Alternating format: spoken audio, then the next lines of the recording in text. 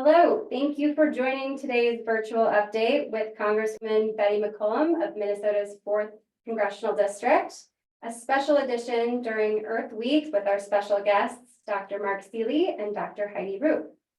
Today's discussion will be recorded and available to view at a later date. Please use your mobile device to scan our QR code and sign up for our e-newsletter and stay in touch.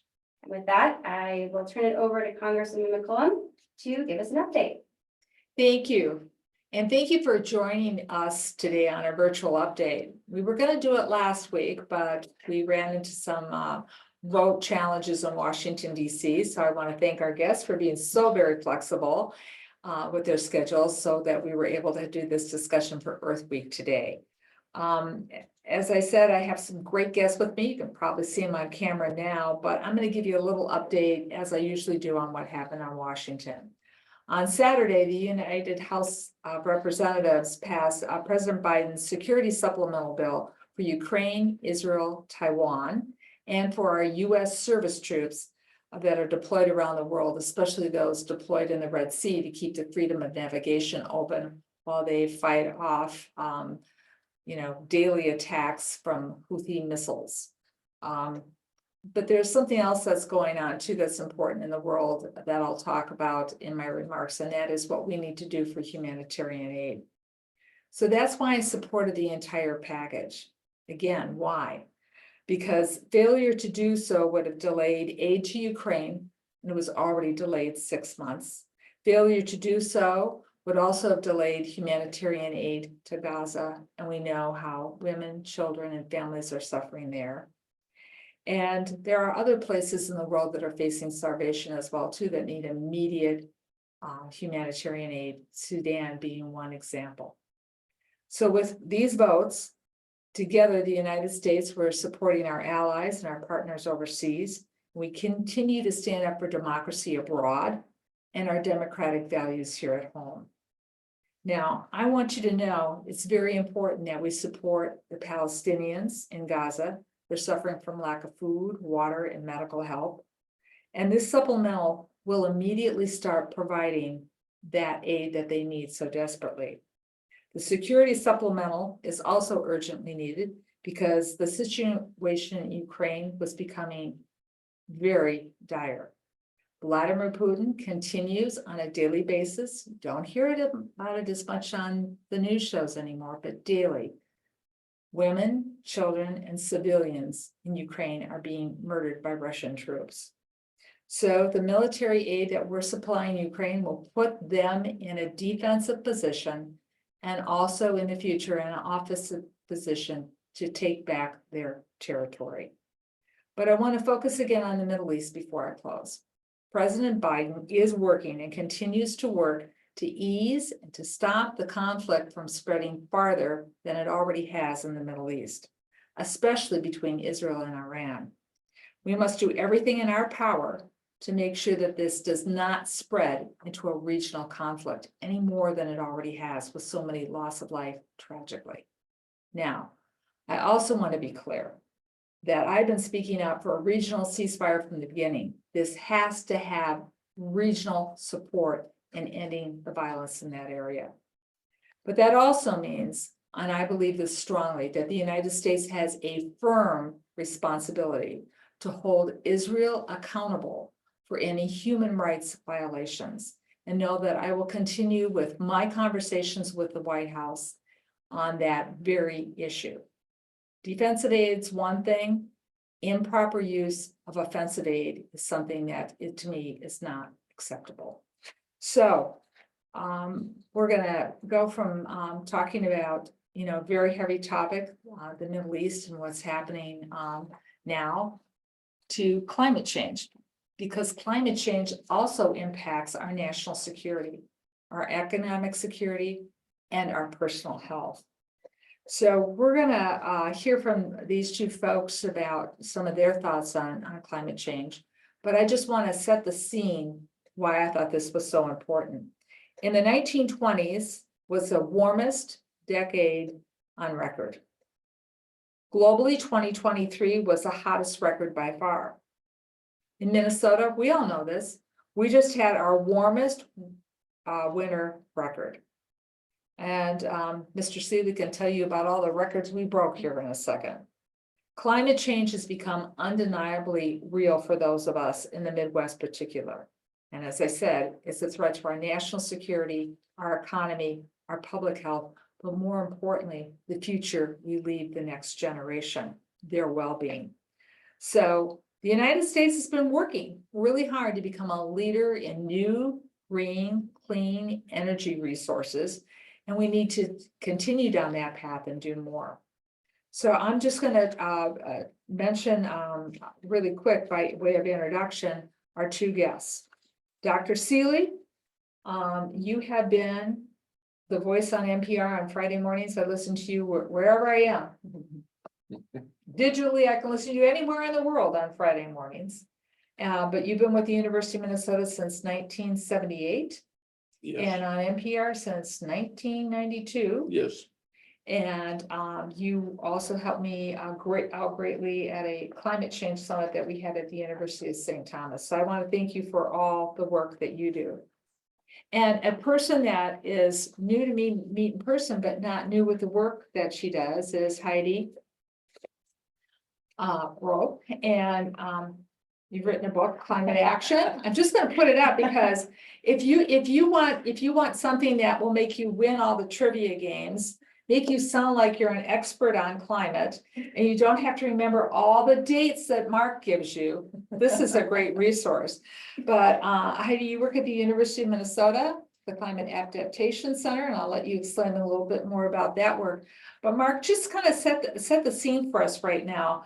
We kind of get it in Minnesota, but we need to understand what happens if we don't take action on what we're understanding. You know, this winter was no ice fishing, no snow, no skiing. Right. We had a winter that was somewhat analogous to Columbia, Missouri. And first off, I want to say, Betty and Heidi, it's a privilege to be here with two leaders that I have greatly admired for years. Oh, Thank you very much. The fact of the matter is, all the constituents out there that are listening or viewing this program should be quite aware that Minnesota is kind of in a bullseye on the North American continent in terms of our geography. We are experiencing some of the most rapid pace of climate change anywhere in the nation. The mean values that we commonly talk about and you commonly hear about in the news every day, such as the average temperatures and precipitation or rainfall or what have you, all of these are upward in their trajectory, decade by decade. We all know that. We have ample scientific evidence for that. And the perhaps most important feature is that variability is increasing. We are transitioning from wet to dry in much faster time frames. We're transitioning from hot to cold in much faster time frames. And then embedded in all of that is our frequencies of extremes are increasing. In the same season. In the same season, even in the same season. And so for recent memory purposes, I would tell viewers that we go back to 2023. We had 27 air quality alerts. There was one summer day we had the worst air quality in the nation, and all outdoor events sponsored by the Minneapolis-St. Paul recreation departments were canceled for the first time because of poor air quality. We had the first $1 billion single day loss because of hail on August 11th of 2023. And as you pointed out, Betty, we had a non-winter with the wettest, warmest December in state history. That's a singularity for those of you that are interested in statistics, in that since statehood in 1858, we have never had a single month in Minnesota be both the hottest and the wettest at the same time. Okay, now that's a piece of trivia for me. And I remember statehood, 1858, Minnesota became a state because it kind of rhymes. So thank you, Dr. Seeley. You're So welcome. Dr. Roop, tell me a little bit about what you do. And one of the things that when we were talking earlier, you know, those of us who watched Little House on the Prairie and, you know, grew up with Minnesota history know all about seed catalogs. And the seed catalog I used to look at when I was a little girl and when I first started gardening, really limited me in what I could plant.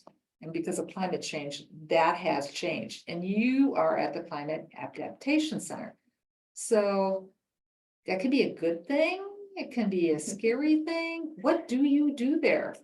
Great point. So most folks are probably familiar that the USDA updated our climate normal maps, the sort of growing zone maps that you're referencing in terms of that basically factors in the average conditions. As Mark has outlined, some of these changing conditions as such, our plant hardiness zones have actually changed. And so the warmer bands are moving north. And so what you can plant and what's suitable is changing, and we expect that to change in the future. And that becomes, I think, really important in the context of the work that I do, building on Mark's footsteps and standing on the shoulders of giants, as it were here. Mark, I think we've talked about your shoe size, since they're big shoes to try to fill now at the University of Minnesota. I bet he's not as good at high heels as we are. Yeah, No, exactly. no way.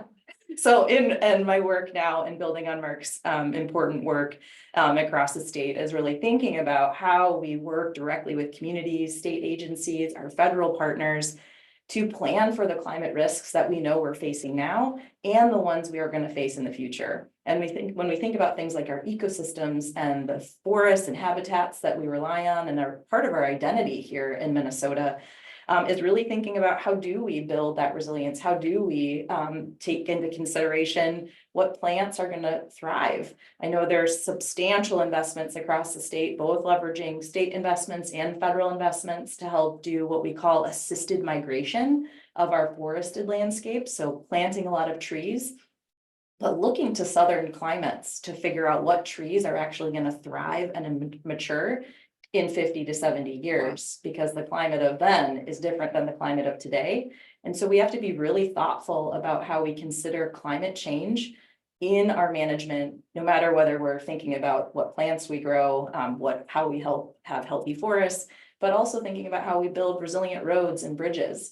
So as agencies around the Midwest region put to purpose the over $30 billion that have gone into critical infrastructure from the federal government, is an important question to say, are we building that with climate change in mind? And our work at the Climate Adaptation Partnership is really intended to serve as that bridge between the science and the solutions to make sure we're integrating climate in every decision we're making, whether that's what happens in our gardens at home, how we show up for climate action, and also how we make sure we're being climate smart with the federal climate investments that are increasingly on the landscape. So there's a lot of pieces to this, and you know, both of you on the radio that I've heard talk about in your book, you talk about things that we can do as individuals to try to help with climate, what governments can do, what we need to do to decrease the temperature from rising. But in the meantime, it has changed. So we need to not only be resilient for the future, but we have to adapt for what we're living here in the present. And that means federal resources. So grants, research dollars, and lots of, and I'm on the appropriations committee. So one of the things that'll happen, like, oh, well, we're just going to cut NOAA this much, or, you know, the National Weather Service doesn't need this much money. And, you know, it's not inconsequential what these dollars do. You two and all the scientists behind you just do your job so well that nobody knows you're there doing it.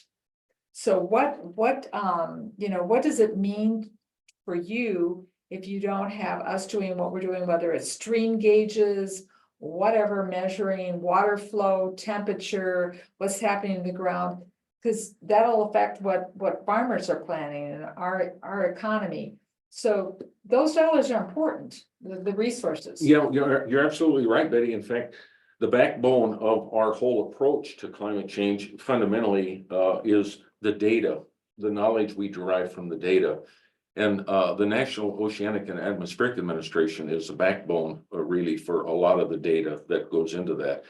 It's very important to maintain that structure, maintain the flow of data. In fact, even amplify now the data richness that we have to look at when we address certain specific problems, whether they be water related, air quality related, or other kinds of things.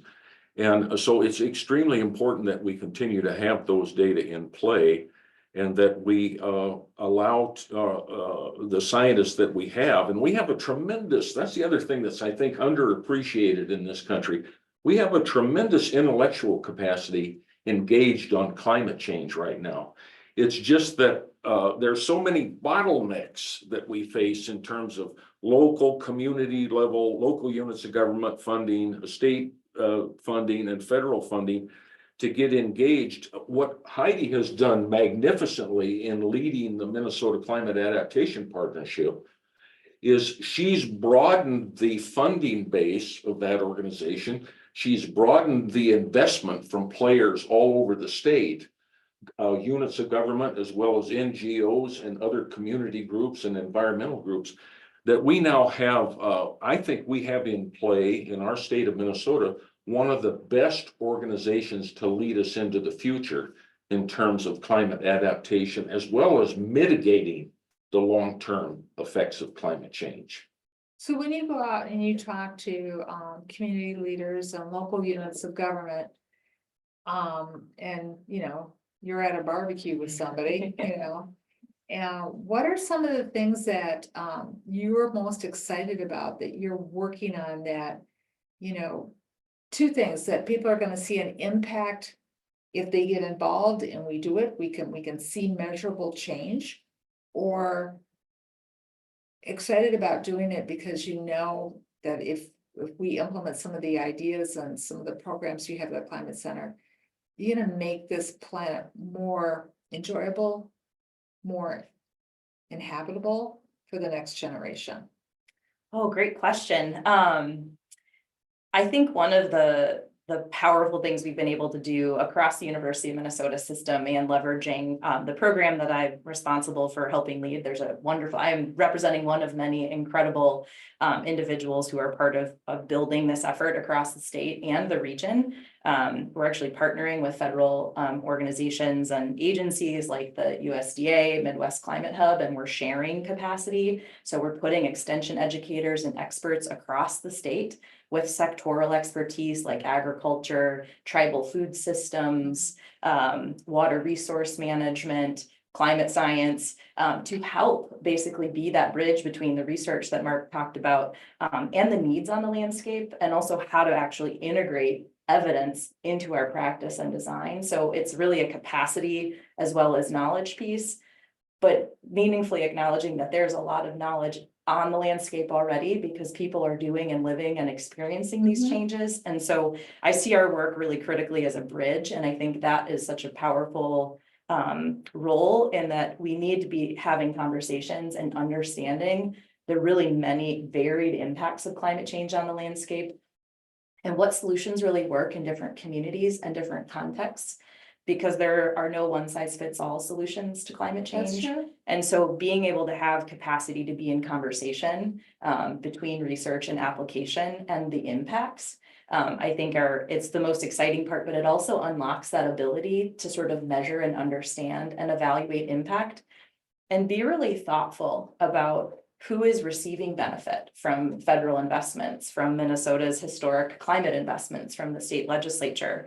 We also have to make sure that we're spending that money where the needs are greatest and understanding the impact of what we're doing. And that's actually some of the work that we are advancing and accelerating at the university is actually how do you measure climate resilience? And so we have research projects actually funded by the state government to help understand how do we track and how do we have more meaningful metrics to understand who is becoming more resilient and who is receiving these funds.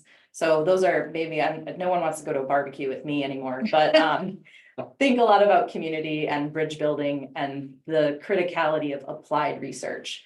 So when you're on the radio and you're talking about, precipitation, lack of, too much, all coming at once, I'm just going to use one body of water that, it's the funnest, the coolest river to spell in the world, and that's MISSISSIPPI, the Mississippi River, right? And I grew up in South St. Paul on the river, and the river ebbs and flows a lot. Its health and everything about what happens with the water when it comes. the ice, when it thaws, all of that, it's a living, breathing organism, you know, Right, in itself that supports a lot of life. So you're keeping track of the data, and that data is used by people who are farmers, people who work on barges, people who have to figure out the flood walls, all those other kinds of things. And then you kind of take some of the knowledge that he has and the data with that, and then you're figuring out how to build some of these projects. But the one that you lightly touched on that I want to go back to for a minute is, you know, with the climate zones changing, figuring out what trees to plant. We just had to go through with Asian ash borer, and part of the reason why Asian ash borer, in my opinion, talking to some scientists, is warmer winters. We don't kill the bugs off the way. that we used Absolutely, to. that's the season that's warming the most in our latitudes. It's not unique to Minnesota, it's unique to a lot of mid-continental latitudes around the northern hemisphere.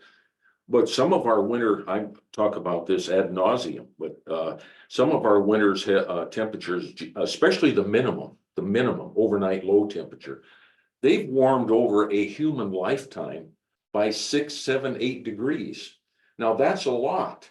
That used to take thousands of years to see a warming of that magnitude. But so the pace of change in our winter season is remarkable, and it has had impact on those sorts of things in terms of pests that maybe survive our winter and continue to inflict damage in our ecosystems in the growing seasons. And so we, for example, -40s. Minnesota used to be home to reporting the nation's coldest temperature, -40, -50, what have you. That's decreased in our lifetime. The frequency that we report that has decreased markedly in our lifetime. Yeah.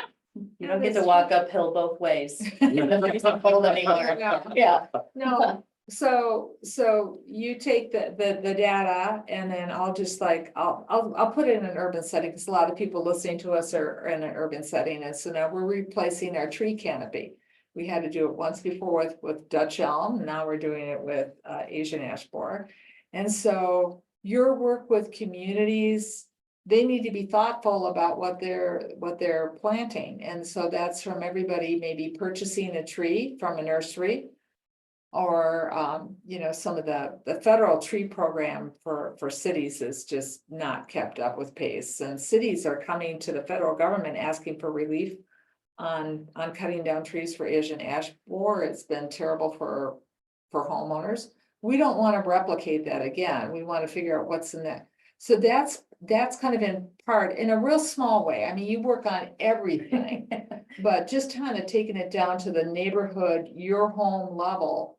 The research that you do, the impact that you can have can really make a difference in a community, helping with its carbon footprint and what it chooses to plant, that they're not cutting it down again. Yeah, exactly. And resiliency, right? So thinking about, I love talking about climate solutions that bring lots of co-benefits, right? I'm a coupon clipper, so like a 2-for-1, right?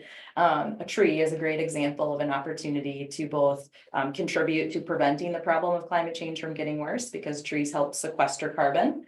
But we also need to be planting trees that are going to thrive and mature in a future climate. So thinking thoughtfully about what kind of tree you plant and whether it's climate adapted. They're increasing programs to help people understand what those options might be. And thinking about how planting trees in your own yard can lower the bills you pay, because they provide shade. They clean the air. They can actually help reduce the energy use that you have. And so I'd love to, when working with communities and elected leaders, think about how do we improve today while being thoughtful about the gains and improvements we get tomorrow. And how are we looking holistically at climate solutions, preventing the problem from getting worse and preparing for the changes that we know we've set in motion. So I want to just take this is going really fast because it's something we love to talk about, the weather in Minnesota. And as I mentioned, when I'm on an elevator with members from around the country going up to vote, I know who all the farmers are. They know, I know what's happening with our crops here, you know, what the weather's been like. Everybody's been asking me about our winter. It's the one thing that brings Democrats and Republicans solidly together. is, the outdoor hockey ice that didn't exist this year, right? Tom Emmer knows about it, I know about it, we all talked about it.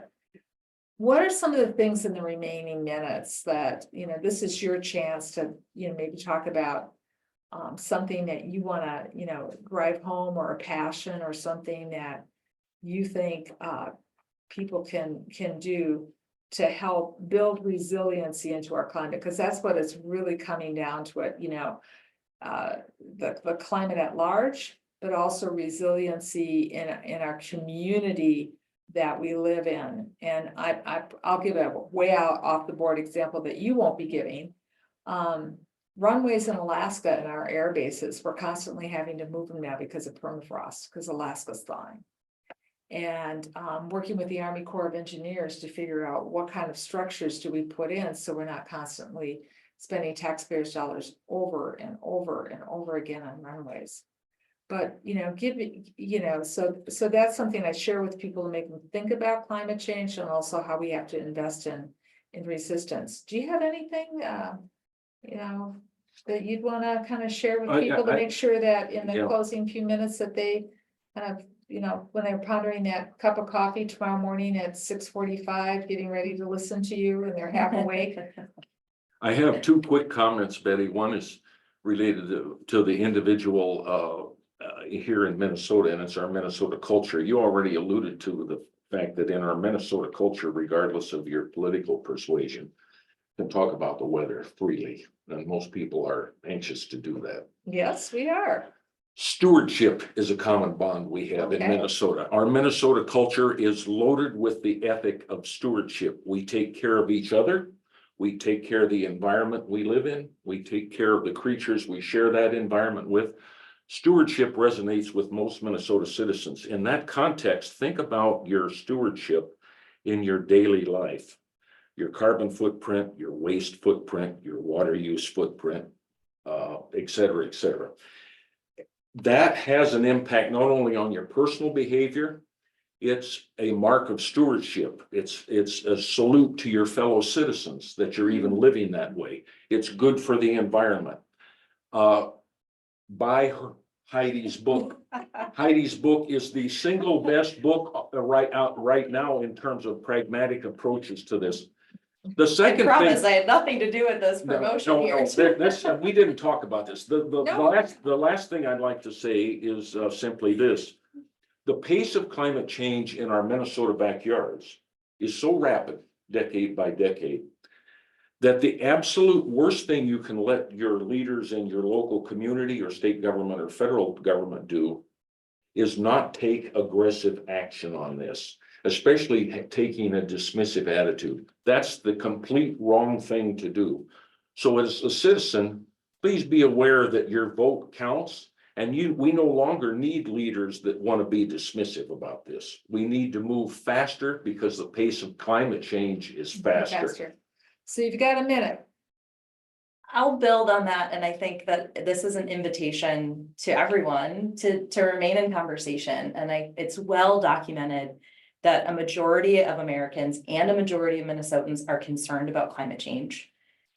Over 80% of us in this state want to see more being done by the federal government, by state governments, local governments, individuals, universities, you name it. So there's a desire to do, but we don't talk about climate change enough. We don't signal what we value. And so I encourage people to identify what that you love is at risk from climate change and lead from there. Facts and figures, we've talked about a lot of them, don't necessarily change hearts and minds, but not being able to play hockey, that's an inroad to having a climate conversation with someone that trusts you and who often is likely going to share a same vision for the future they want to create. And so communicate about climate. So people can figure out how to reduce water by turning the tap off more, planning their trips in their cars when they do use their cars. You pick out what you want to do. We all can play a role in this.